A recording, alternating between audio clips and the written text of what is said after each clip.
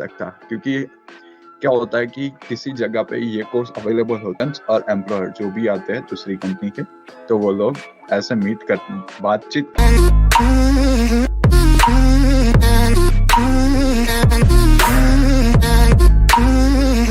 Hey, what is up guys? This is Harsh with you on the show called Harsh with Vlogs and welcome back to my new vlog. आज हमारे साथ है Prince Patel vlogs on our podcast international diaries and आज हम उनसे questions पूछने वाले हैं about their life in the Canada. And ऐसे ही हम लोग बहुत सारे लोग को इनवाइट करने वाले हैं अपने शो पे। नेक्स्ट वीक से मैं बहुत सारी पॉडकास्ट मीटिंग करने वाला हूँ, but first is Prince Patel. But Prince Patel close क्यों है वो हम आगे डिस्क्लोज करेंगे कि भाई प्रिंस पटेल क्यों क्लोज है इस शो के लिए और उनको मैंने पहले क्यों इनवाइट किया। ये सारी चीज़ें जो है हम बाद में डिस्कस करते हैं, but let's introduce ourself. I will go first. My name is Harsh Vidi. I am studying right now at De Montfort University in UK and Leicester, and I'm studying computer science in bachelor's with placement here. Okay, so Prince. Hello guys, everyone. My name is Prince Patel and I hope you are doing well. I'm reside in Madison Hat, which is one of the small city of Alberta. So, and Harsh Trivedi is my close friend. And we are going to discuss about how we did immigration process and all of the things. हम अपना पहला round start करते हैं from the introduction. तो भाई introduction कहता है कि भाई प्रिंस पटेल क्यों क्लोज है मेरे से और क्यों मैंने उनको पहले इनवाइट किया अपने शो पे। तो भाई प्रिंस पटेल और मैं जो है हम लोग मिले थे इंडिया में जब मैं आइल्स क्लासेस कर रहा था। तो हम दोनों आइल्स क्लासेस में सेम बैच में थे एंड हमने सेम डेट पे एग्ज़ाम दिया था एंड हमने सेम डेट पे जो हमारा रिज़ल्ट आया था। तो एक्चुअली में बहुत क्लोज है क्योंकि शुरुआत की जर्नी से जो है हमने स्टार्ट किया था। हम दोनों को पता है कि क्या चीज़ें हमने फेस की है, स्ट्रगल्स क्या थे। जबकि उस टाइम पे ज़्यादा मास रिजेक्शन हो रहा था, उस टाइम पे हमने अप्लाई किया था। तो it's like memories that I have with Prince and he is very close with me. तो मैंने सोचा कि उसको ज़्यादा अच्छा रहेगा एक्सप्लेनेशन देने के लिए, क्योंकि मैं और वो दोनों एक ही स्टेज से पास हुए थे but he went far and beyond that. So मेरे को अच्छा लगा कि भाई उसकी प्रोग्रेस में दिखाऊंगा तो लोगों को लिटरली लगेगा कि भाई कैसे आप जंप आउट कर सकते हो, एक रिजेक्शन के बाद भी आप अपना चांस लेके वीज़ा लगवा सकते हो कनाडा से, कोई भी कंट्री से। तो that's all about today and it's all about motivation. यहाँ पे कोई भी चीज़ हम लोग ऐसे नहीं मेंशन करने वाले कि डिमोटिवेट हो जाए, बट हम जो है फैक्ट बोलेंगे।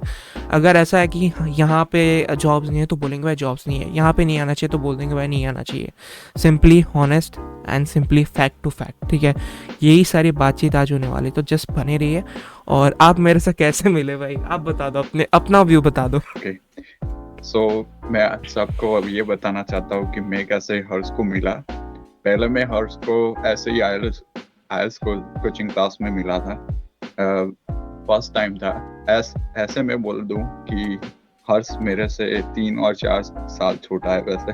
तो फिर हम ऐसे आइल्स क्लास में मिले थे, तो ऐसे ही बात हुई थी, तो बातों से हम दोस्त बन गए। और वो बड़ा टैलेंटेड है भाई और हर्ष। और दूसरी चीज़, वो आइल्स के जो भी मॉड्यूल्स थे वो उसमें अच्छे स्कोर्स और ध्यान से पढ़ता था, पर मैं उसका उल्टा ही था कि मेरे को कुछ आता नहीं था ज़्यादा ना कुछ, और रीडिंग में सबसे मेरे लो स्कोर आते थे। और इस वीडियो को शुरू करने से पहले मैं एक चीज़ बताना चाहता हूँ कि कनाडा पूरा जो है वो अनसर्टेनिटी पे होता है, कि कुछ सर्टेन नहीं होता है यहाँ पे, क्योंकि रूल्स और रेगुलेशंस चेंज हो जाते हैं। अभी थोड़े टाइम पे पहले ही रूल्स कुछ चेंज हुए थे कि अभी जो भी लोग होंगे जो स्टडी परमिट पे है अभी, और वो एप्लीकेशन करेंगे उन लोगों की वर्क परमिट की, और वो भी करेंगे नवंबर के बाद, तब उन लोगों को आल्स देना पड़ेगा, ठीक है। तो ऐसे ही बात करेंगे हम इमिग्रेशन के बारे में और कैसा रहा हमारा जो स्टडी परमिट और वर्क परमिट का जर्नी। बहुत अच्छी मेंशन की बात यहाँ पे प्रिंस ने कि Canada in all country in general, जैसे आप जर्मनी जाओ, यूके जाओ, यूएस जाओ, या फिर ऑस्ट्रेलिया चले जाओ, कोई भी कंट्री जाओ, यहाँ पे अनसर्टेनिटी बहुत ज़्यादा होती है, क्योंकि जब भी आप यहाँ पे एज अ स्टूडेंट आते हो तो आपको पता नहीं होता कि इमिग्रेशन में क्या चेंजेस होने वाले होता है। तो मैं जब आया था इधर, तो नॉर्मली हमारे टाइम पे एक प्रोटेक्शन लॉ लग गया था इंटरनेशनल स्टूडेंट्स के लिए, जैसे न्यू कमर्स लॉ होता है। तो न्यू कमर्स लॉ का मतलब ये होता है कि जो पहले से आ गए स्टूडेंट, उन पे ये लॉ जो है अप्लाई नहीं करता है। जो नए आने वाले होते हैं उन लोग के लिए अप्लाई करना होता है रूल। बट कनाडा में ये चीज़ डिफरेंट है, उन लोग में सभी स्टूडेंट्स के लिए इन जनरल अप्लाई किया गया है। तो इन जनरल सभी कंट्रीज़ में ऐसा होता रहता है जब भी अब आप मूव करते हो, क्योंकि वहाँ पे लोग ज़्यादा बढ़ जाते हैं, तो उन लोग को कंट्रोल करने के लिए, इमिग्रेशन को कंट्रोल करने के लिए वहाँ की जो गवर्नमेंट जो है वहाँ पे डिसीजन लेती है। एंड इट्स ऑलवेज अनसर्टेन, क्योंकि आपको पता नहीं होता कि नेक्स्ट डे डिसीजन ले लेते हैं और आपको बताते हैं भाई आपको ये करना पड़ता है नेक्स्ट टाइम पे। सेकंड क्वेश्चन मेरा प्रिंस से ये रहेगा कि भाई अपनी वीज़ा की जर्नी बताइए कि आपका वीज़ा का कैसे हुआ था सीन स्टार्ट। फिर मैं अपना व्यू भी देता हूँ, अब मेरे साइड का भी व्यू कब से बाकी है, लोग मेरे को पूछ रहे हैं कि आपका क्या हुआ था वीज़ा का, वो आप बताओ। सो मैं उनको पहले बोलने दूंगा कि आपका वीज़ा कैसे लगा था, स्टूडेंट वीज़ा कनाडा का। पहले मैं बात करना चाहता हूँ कि मेरे आज के बैंड स्कोर कैसे आए थे, फिर मैं आता हूँ अपनी स्टडी परमिट एप्लीकेशन के बारे में। पहले तो मैं जब कोविड हुआ उससे पहले मैंने स्टार्ट किया था आइल्स की प्रिपरेशन करने के लिए, पर मैं उतना फोकस नहीं कर रहा था और थोड़ा सा डर था कि मेरे राइटिंग में स्कोर नहीं आएंगे अच्छे। तब मैं पूरा कोविड में बैठा ही रहता था और थोड़ी सी प्रैक्टिस कर रहा था और इम्प्रूव कर रहा था डे बाय डे, पर इम्प्रूव नहीं हो रहा था कुछ।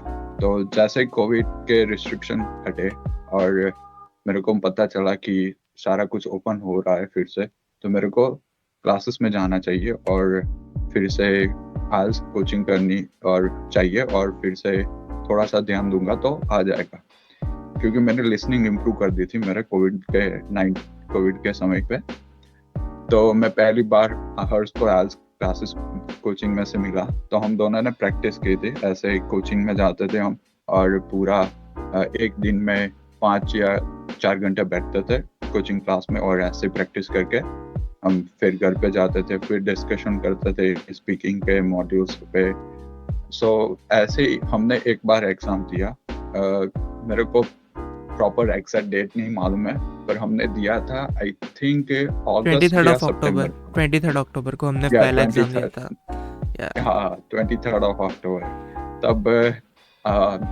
तब क्या हुआ था, मेरे आइल्स में कम आए थे, 5.5 आए थे, बाकी सारे बैंड स्कोर अच्छे थे और ओवरऑल 6.5 भी बैंड स्कोर था।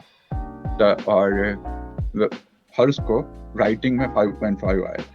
तब हर्ष ने चैलेंज दिया था कि नहीं आ सकते मेरे 5.5, तो उसने रिव्यू करवाया था और रिव्यू में उसके 6 आ गए थे।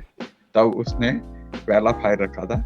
तब मैं वेट कर रहा था कि मेरा बैंड स्कोर अच्छा आ जाए। मेरा 5.5 इसलिए आया था कि थोड़ी मैंने मिस्टेक कर दी थी स्पीकिंग में। तब मैं थोड़ा सा डिप्रेशन में चला गया था फिर से कि अब मैं क्या करूँगा, पर मैंने 1 महीने का बाद दे दिया और मेरा अच्छे से स्कोर आ गया। अब मेरी बारी थी कि मेरे अपने स्टडी परमिट के लिए एप्लीकेशन करूं। तब मैं और हर्ष ने एक ही जगह से स्टडी परमिट के लिए एप्लीकेशन किया था, पर ऐसा कुछ हुआ था कि हमको एजेंट ने जो भी बोला था कि ये कोर्स है, ये कॉलेज है, आप एप्लीकेशन कर दो तो हो जाएगा। तब उस टाइम में हमने कुछ चेक और रिव्यू नहीं किया था कि कॉलेज कौन सी है, कोर्सेज कौन से अच्छे हैं, हमको क्या करना चाहिए और हमको क्या नहीं करना चाहिए। एजेंट के बात पे बैठ के ही हमने एप्लीकेशन कर दी। पहला रिजेक्शन आया हर्ष को, आई थिंक आया था वो मई के टाइम पे, 11 मई के मई को मंथ आया में, था। या 11 11 मई मई को। को, या। और उस टाइम पे जो प्रोसेसिंग टाइम था वो भी 90 डेज का था, ठीक है। तो उसको आया था 19 डेज के बाद, 95 और 100 डेज के दौरान, और मेरे को आया था ऑलमोस्ट 120 डेज के बाद आया था रिजेक्शन। तो हम दोनों परेशान थे कि क्या करें अब, और हर्ष घूम रहा था सारी एजेंट जो हमारे सिटी में जितने भी एजेंट थे उन लोगों के पास, और जो बड़े बड़े एजेंट है वैसे दूसरे स्टेट में भी, जैसे राजीव चहल है और जॉनी हंस कनाडा करके भी है यहाँ पे एक बंदा कनाडा में, वैंकूवर में है, या वरना तो विनिपेग में है, मेरे को मालूम नहीं। तो हम लोग ऐसे रिसर्च कर रहे थे। फिर हर्ष ने क्या किया कि उसने यूनाइटेड किंगडम के लिए, लंदन के लिए एप्लीकेशन कर दी, यूके के लिए। और मैंने जब एक बार रिजेक्शन आया तो मेरा सारे दोस्तों के साथ मैंने डिस्कशन किया कि क्या करना चाहिए क्या नहीं, और मैं अंदर से पूरा टूट ही गया था कि क्या करें अभी, क्योंकि वो मास रिजेक्शन था। वो कॉमन रीजन होता है ना वो, कि आप कनाडा लीव नहीं करोगे स्टडी परमिट के बाद। फिर मैंने सोचा कि ट्राई करते हैं दूसरी बार, अगर नहीं आया तो देखा जाएगा। और मेरा डेस्टिनेशन कनाडा नहीं था, मेरा डेस्टिनेशन न्यूजीलैंड ही था, और न्यूजीलैंड उस टाइम पे ओपन नहीं हो रहा, इसलिए मैंने कनाडा के लिए एप्लीकेशन की। तो दूसरी बार मैंने एप्लीकेशन किया, पर मैंने एसओपी उसको एडिट करवाया एजेंट को बोल के कि मेरे को ऐसा ऐसा पॉइंट चाहिए, और उस पॉइंट पे एक्सप्लेनेशन भी चाहिए वैसे। तो मैंने एजेंट के साथ बैठ के 2 घंटे का टाइम लिया और एसओपी एडिट करवाया, और मैंने फाइल रखी। और फाइल रखने के बाद विद इन 50 डेज के बाद मेरे को पता चलता है कि 2 मेल आए। उस टाइम पे क्या होता है कि एजेंट का ऑफिस नॉर्मली 8 बजे के बाद हमारी सिटी में ओपन होता है, नॉर्मली टाइम जो ऑफिस आवर होता है उस टाइम पे ओपन होता है। तब मेरे को पता चल गया था कि मेरे पास ईमेल है, ठीक है। तो मेरे पास एक्सेस नहीं था, पर हर्ष को मालूम था कि एक्सेस कैसे ले सकते हैं हम।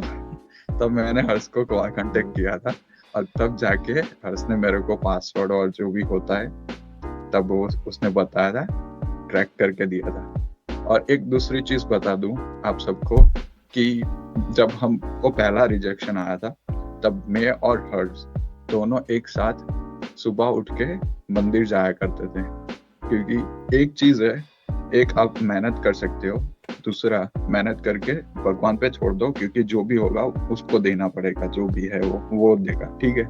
तो हम पूरा कंसिस्टेंट 1 मंथ गए थे, वो महाशिवरात्रि के महीने में पूरा 1 मंथ महादेव के मंदिर में गए थे, और सुबह सुबह जाते थे। और सुबह सुबह ही हम मंदिर से जैसे वो घर पे जाते थे तब हम पैदल जाते थे और डिस्कशन करते थे कि क्या कर सकते हैं हम अपनी एप्लीकेशन के बारे। तो मैंने ऐसे एप्लीकेशन किया था, और होपफुली मेरा वीजा लग गया था, और मैंने कनाडा में आया था। और मेरा कॉलेज था शेरिडन कॉलेज, और कोर्सेज थे इंटरनेशनल बिजनेस मैनेजमेंट और मार्केटिंग मैनेजमेंट।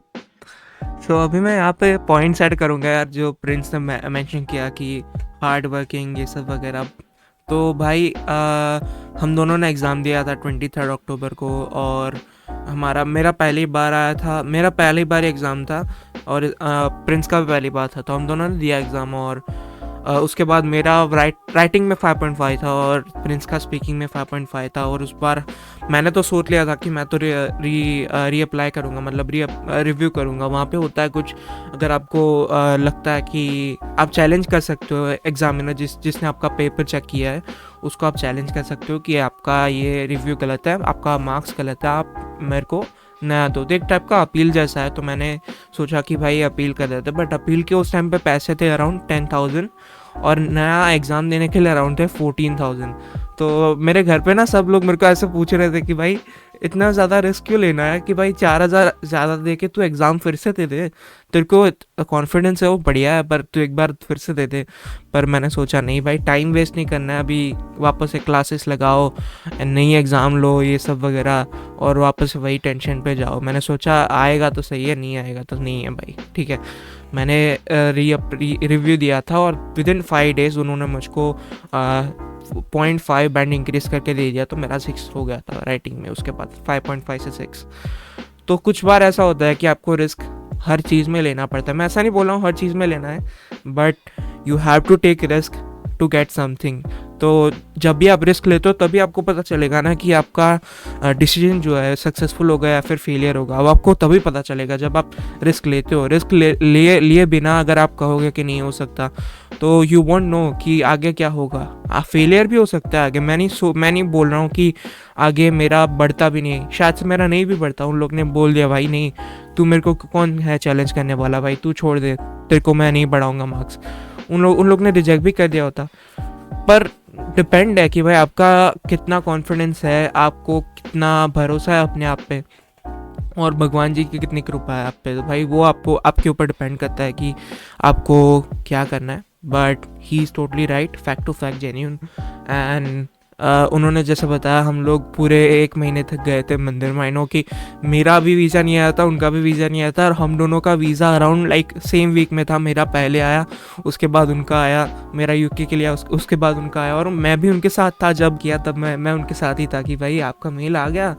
और हम लोग सुबह वॉक पे गए थे अराउंड 5 या फिर 5:30 को मॉर्निंग में। और वो टेंशन में बहुत थे भाई, उस टाइम पे बहुत टेंशन में थे प्रिंस कि क्या आया होगा, क्या होगा, क्या होगा। फिर हमने बता दिया कि भाई हो जाएगा, नो वरीज। और बात करते हैं भाई कंसल्टेंसी के बारे में, तो भाई कंसल्टेंसी के तो इतना झोल था कि मैंने पहली बार अप्लाई किया था कॉनेस्टोगा में। उसने अगर मेरे को एक बार वार्न कर दिया होता कि भाई आप कॉलेज नहीं पर यूनिवर्सिटी लो तो ही वीज़ा आएगा, तो शायद से मैं कनाडा में होता। But I don't have any regrets for that, क्योंकि मैं अभी अच्छी पोजीशन पे हूँ। जहाँ से मैं अगर कनाडा गया होता तो मेरे को वहाँ पे बहुत ज़्यादा स्ट्रगल होता, बट उससे अच्छी पोजीशन में हूँ यहाँ पे। और मेरे साथ फैमिली भी है, तो I think I have better hand. But जो भी होता है अच्छे के लिए होता है, वो मान लो अगर आपके साथ हुआ है रिजेक्शन का तो। And if you want to try you can retry. जैसे प्रिंस बता रहा है, उसने अपनी फ़ाइल दूसरी बार खुद लगाई और उसने एसओपी में चेंजेस खुद किए थे। तो एजेंट्स जो होता है एसओपी में नॉर्मली जनरली छाप देता है भाई लिख के, उनके पास रेडी होता है, उनके पास आपके लिए टाइम नहीं है, आपको खुद अपने लिए टाइम निकालना पड़ेगा। तो उसने रीड किया, एसओपी में मिस्टेक्स फाइंड आउट किए, और उसने रिव्यू करके उसको बताया कि भाई ये चेंज कर। और एजेंट भी इतना खड़ूस था भाई, उसने उसको 4 या 5 घंटे तक फ़ोन लाइन पे वेट करवाया कि भाई तू वेट कर। वो बंदा वहाँ पे वेट करता रहा, नेक्स्ट डे ऑफिस में गया, उसके बाद उसको रिव्यू किए चेंजेस, फिर उसने फ़ाइल लगवाई। तो ये ऐसा डेडिकेशन चाहिए आपको कि वो क्यों नहीं करेगा, उसको करना ही पड़ेगा। तो और आपको चेंजेस देखना ही है कि भाई क्या आपने देखा है एसओपी में, क्या है, क्या मिस्टेक है, उसको रिव्यू करके आपको तभी फाइल रखनी है। ऐसे ही लगा दोगे तो भाई रिजेक्शन ही आने वाला है, ठीक है। कनाडा ऐसे ही सबको नहीं दे देगा वीज़ा।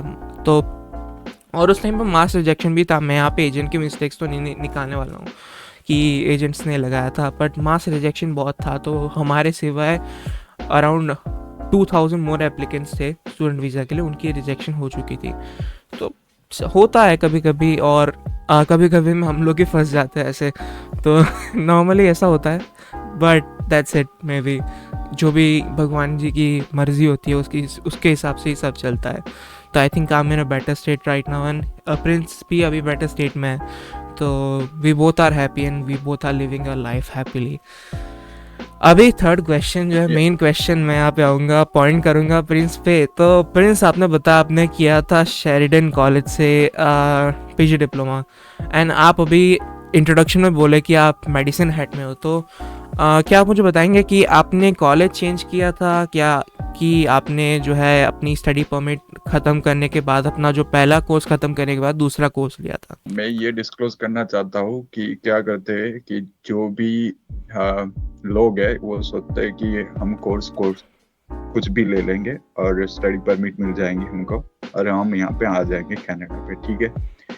ये नहीं करना चाहिए, क्योंकि एजेंट तो आपको वीज़ा दिला सकता है, ठीक है।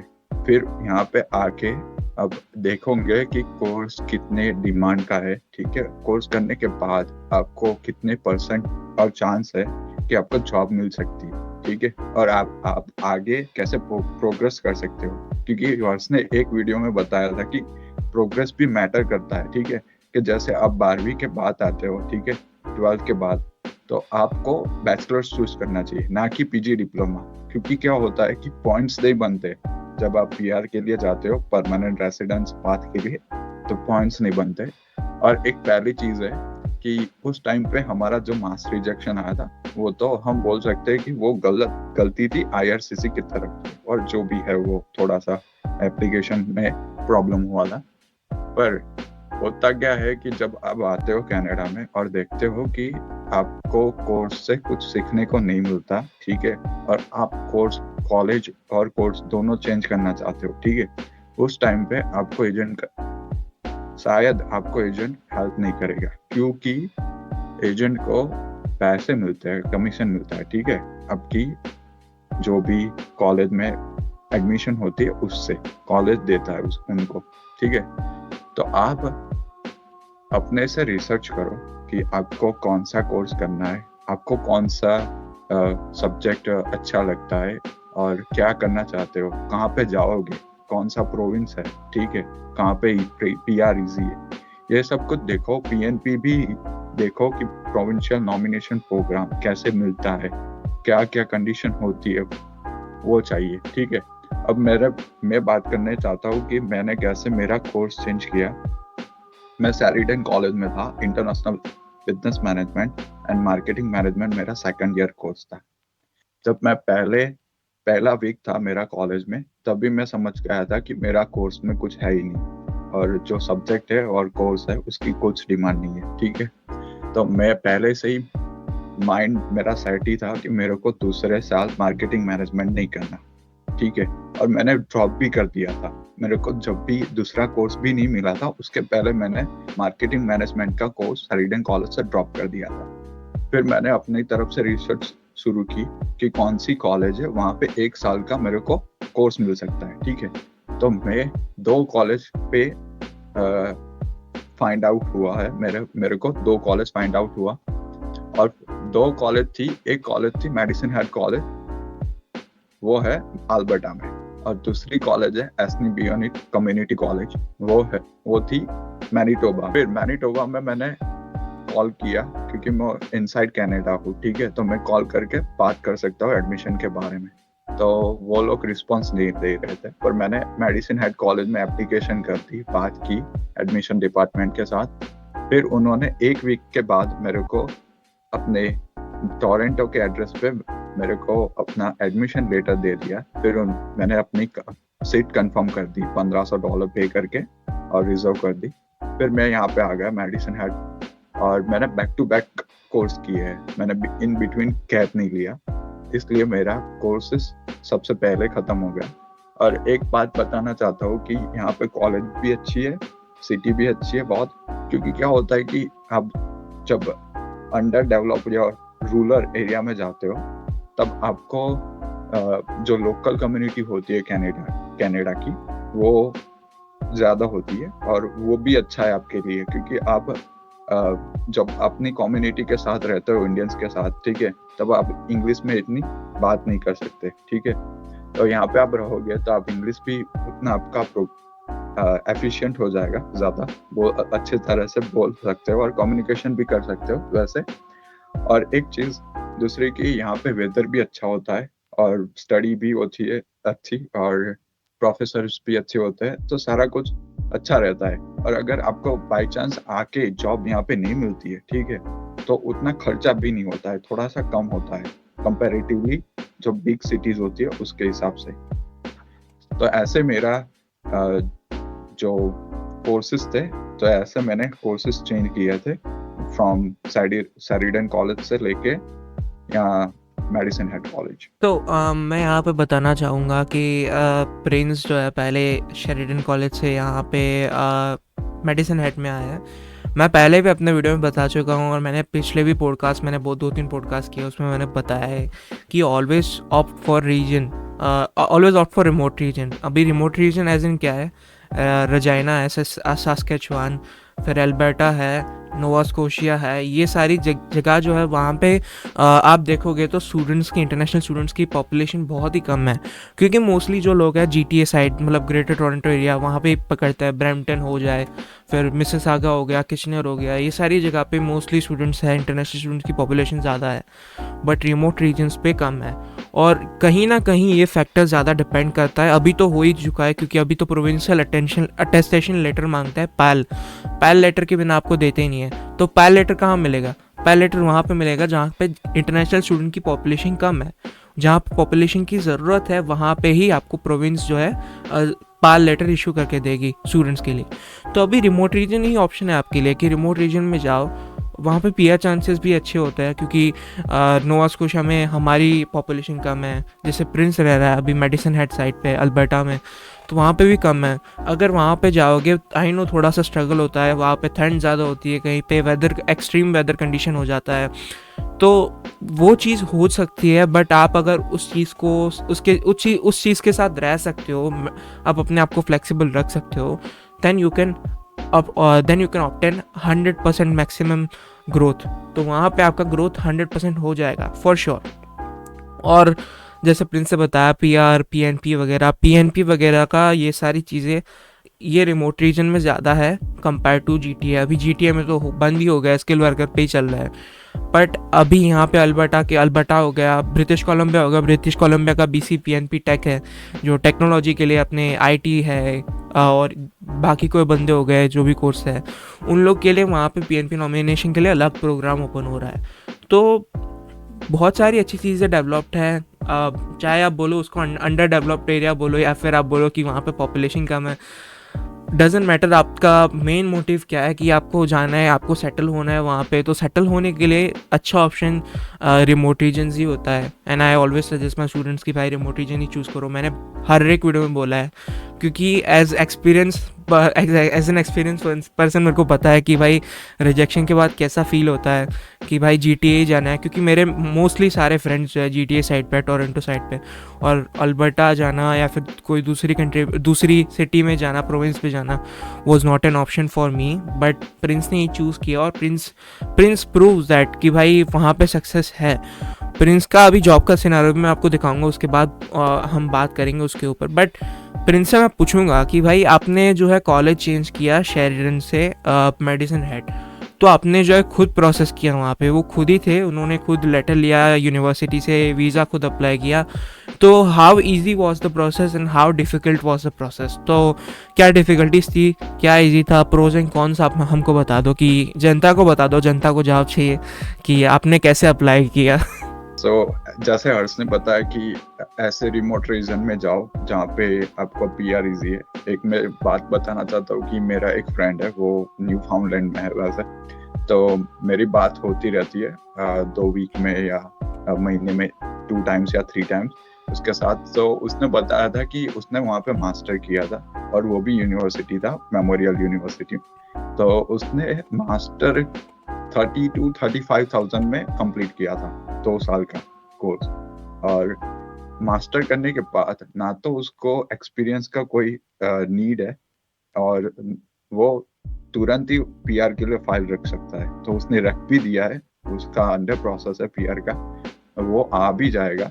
और तो ऐसे रीजन में जाओ कि, और मैं सजेस्ट कर रहा हूँ कि जो भी बैचलर्स कर रहे हो ट्राई करो कि मास्टर के लिए यूनिवर्सिटी चूज करो, और ऐसे रीजन में जाके, तो वहाँ पे जाके आप पढ़ाई करने के बाद आप फाइल रख सकते हो तुरंत ही, और एक्सपीरियंस की कोई ज़रूरत नहीं है, ठीक है।